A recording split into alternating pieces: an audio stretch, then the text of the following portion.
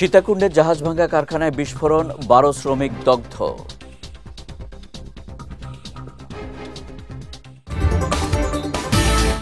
এবং কক্সবাজারের শীর্ষ সন্ত্রাসী আব্দুল মালেক সহ 8 জন গ্রেফতার।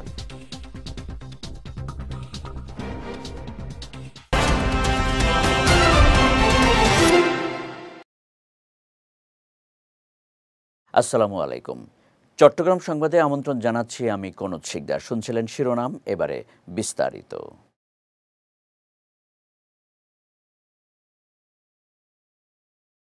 চট্টগ্রামের সীতাকুণ্ডে জাহাজভাঙা কারখানায় ভয়াবহ বিস্ফোরণে অন্তত 12 শ্রমিক দগ্ধ হয়েছেন। দুপুরে সোনাইছড়ি ইউনিয়নের শীতলপুর তেঁতুলতলা এলাকার একটি জাহাজভাঙা কারখানায় এই বিস্ফোরণের ঘটনা ঘটে। স্থানীয়রা জানায়, দুপুরে কারখানায় স্ক্র্যাপ জাহাজের কাটিং কাজ করছিলেন শ্রমিকেরা। এ সময় জাহাজটির পাম্প রুমের ভেতরে থাকা একটি ট্যাঙ্কে ভয়াবহ বিস্ফোরণ ঘটে। পরে আহতদের উদ্ধার করে চট্টগ্রাম মেডিকেল কলেজ হাসপাতালে পাঠানো হয়। সীতাকুণ্ড থানার ভারপ্রাপ্ত কর্মকর্তা কামাল উদ্দিন জানান, বিস্ফোরণের খবর পাওয়ার পর ঘটনাস্থলে পুলিশ পাঠানো হয়। এছাড়া এই ঘটনায় আইনগত ব্যবস্থা নেওয়া হয়েছে বলেও জানান তিনি।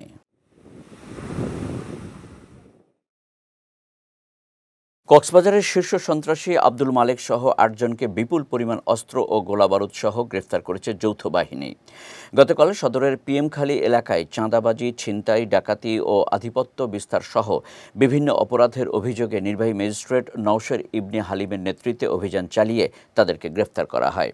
এ সময় তাদের কাছ থেকে 3টি একনলা বন্দুক, 2টি এলজি, 2টি 9mm পিস্তল, 3টি ম্যাগাজিন, 9 রাউন্ড পিস্তলের গুলি, 39টি কার্তুজ ও বিপুল পরিমাণ দেশীয় অস্ত্র জব্দ করা হয়।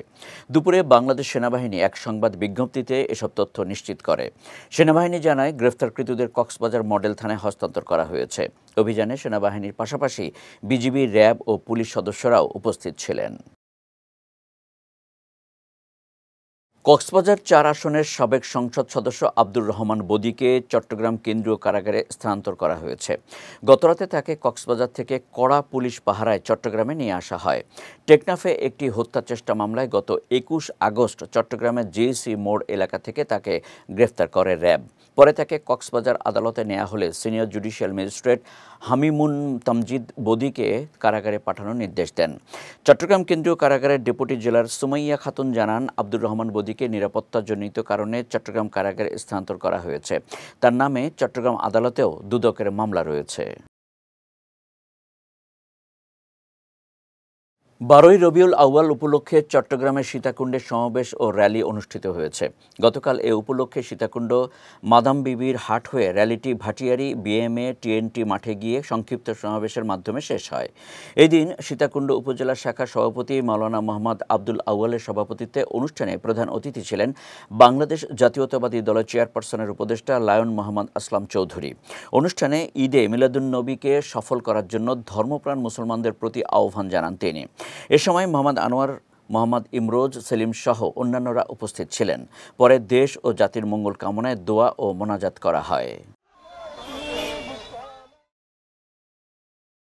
চট্টগ্রামে সীতাকুণ্ড প্রেস ক্লাবের 23 সদস্য বিশিষ্ট পূর্ণাঙ্গ কমিটি গঠন করা হয়েছে। গতকাল সংগঠনটির সাধারণ সভায় সদস্যদের প্রত্যক্ষ ভোটে এই কমিটি গঠন করা হয়। প্রেস ক্লাব সভাপতি সুলাইমান মেহেদী হাসানের সভাপতিত্বে ও সাধারণ সম্পাদক MK মনিরের সঞ্চালনায় সভায় উপজেলার শিক্ষা, স্বাস্থ্য, পরিবেশ সহ নানা খাতে উন্নয়ন নিশ্চিতে বিভিন্ন মেয়াদী কর্মপরিকল্পনা গ্রহণ করা হয়। এছাড়া সংগঠনের অভ্যন্তরীণ নানা সিদ্ধান্ত গ্রহণ করে নবগঠিত এই কমিটি। এর আগে গত 16ই আগস্ট সুলাইমান মেহেদী হাসানকে সভাপতি ও MK মনিরকে সাধারণ সম্পাদক করে আংশিক কমিটি গঠন করা হয়। চট্টগ্রামের লোহাগড়ায় বেগম খালেদা জিয়ার রোগমুক্তি, বৈষম্য বিরোধী ছাত্র আন্দোলন ও সাম্প্রতিক বন্যায় নিহতদের মাগফিরাত কামনায় দোয়া মাহফিল ও আলোচনা সভা অনুষ্ঠিত হয়েছে। গতকাল সন্ধ্যায় লোহাগড়া সদর ইউনিয়নের জনতা সাহাপীর সরকারি প্রাথমিক বিদ্যালয়ের মাঠে এর আয়োজন করা হয়। সভায় প্রধান অতিথি ছিলেন উপজেলা বিএনপির আহ্বায়ক নাজমুল মোস্তফা আমিন। এছাড়া অন্যান্যদের মধ্যে চট্টগ্রাম দক্ষিণ জেলা যুবদলের সিনিয়র সহসভাপতি আবু সেলিম, লোহাগড়া উপজেলা বিএনপির সদস্য এহসানুল হক, উপজেলা যুবদলের আহ্বায়ক সাব্বির আহমদ সহ অনেকে উপস্থিত ছিলেন। চট্টগ্রামের চন্দনাইশে মোহাম্মদ আজম খান নামে এক ব্যক্তির ওপর হামলা চালিয়েছে দুর্বৃত্তরা। গতকাল কলঘর যান মোহাম্মদপাড়া এলাকায় এ ঘটনা ঘটে। আহতের স্ত্রী অভিযোগ করে জানান, বরুমতি ব্রিজের সামনে মোহাম্মদ আজম খানের পথ প্রতিরোধ করে মারধর করে দুর্বৃত্তরা। পরে একই দিনে তার বসতঘরে এসে প্রায় ২০ থেকে ২৫ লাখ টাকার জিনিসপত্র সহ নগদ ১১ লক্ষ টাকা, ৭.৫ ভরি স্বর্ণসহ বিভিন্ন আসবাবপত্র লুট করে। এ ঘটনায় সংশ্লিষ্ট থানায় একটি মামলা দায়ের করা হয়েছে। সন্ত্রাস, চাঁদাবাজি, সিন্ডিকেট এবং মাদক ব্যবসায়ীদের নির্মূলের দাবিতে চট্টগ্রামে বিক্ষোভ মিছিল ও সমাবেশ অনুষ্ঠিত হয়েছে। গতকাল নগরীর সিএনবি এলাকায় জাতীয়তাবাদী সামাজিক সংগঠনের উপদেষ্টা মোহাম্মদ মিজানুর রহমান বাবুর নেতৃত্বে বিক্ষোভ মিছিল ও সমাবেশ অনুষ্ঠিত হয়। বিক্ষোভ মিছিলটি কালুরঘাট বেসিক শিল্প এলাকা থেকে কাজিরহাট, চাঁদগাঁও, কাপ্তাই এলাকায় এসে শেষ হয়। মিছিলে সংগঠনের আহ্বায়ক মোহাম্মদ আব্দুস সালাম, যুগ্ম আহ্বায়ক মোহাম্মদ হোসেন মিয়া সহ মোহরা এবং চাঁদগাঁও এলাকার বাসিন্দারা উপস্থিত ছিলেন। চট্টগ্রামে চাঁদা না দেয়ায় নিজামুদ্দিন নামের একজনকে গুলি করে আহত করার ঘটনায় এখন পর্যন্ত কেউ গ্রেফতার না হওয়ায় আতঙ্কে দিন কাটছে ভুক্তভোগী পরিবারের।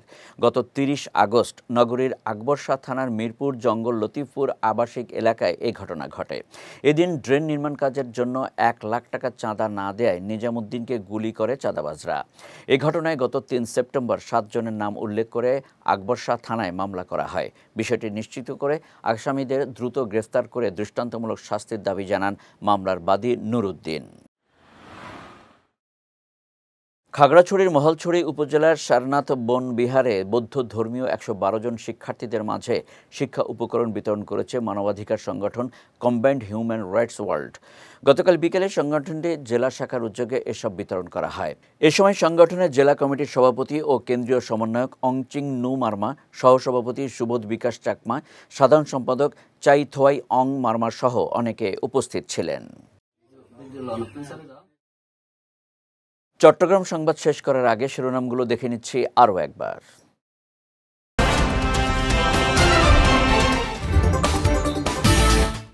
সীতাকুণ্ডে জাহাজ ভাঙা কারখানায় বিস্ফোরণ, ১২ শ্রমিক দগ্ধ।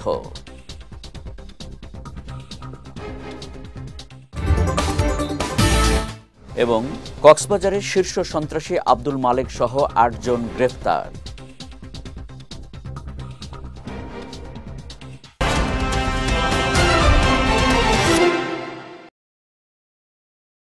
চট্টগ্রাম সংবাদ শেষে আজকের মতো আমি কনুত শিকদার আপনাদের কাছ থেকে বিদায় নিচ্ছি। রাত ৯টায় আমাদের পরবর্তী বিজয় রাতের সংবাদ দেখার আমন্ত্রণ রইল। এছাড়াও আজকের চট্টগ্রাম সংবাদের ভিডিও দেখতে পারেন আমাদের ইউটিউব এবং ফেসবুক পেজে। আমাদের ইউটিউব হলো youtube.com/BijayTVOfficial এবং আমাদের ফেসবুক পেজ হলো facebook.com/BijayTVLimited। এতক্ষণ সঙ্গে থাকার জন্য ধন্যবাদ সবাইকে।